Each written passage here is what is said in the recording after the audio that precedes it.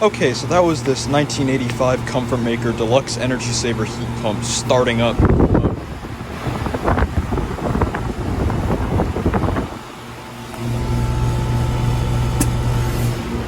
Holy shit, that one started up too.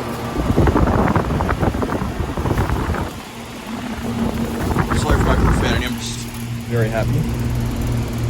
Running good?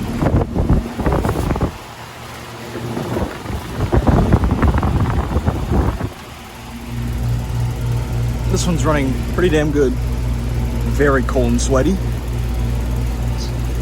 About at throw temperature. See, I just caught these two 1985 Comfortmakers starting up. Very cool to see. Look at that 2018 Carrier. Older XR or XL14i, I forget the year. I think it was 04. This 2007 higher right here. There's this 2008 Goodman I caught while I was waiting.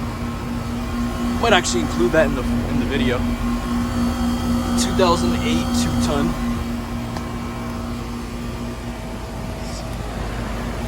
So yeah, over and out.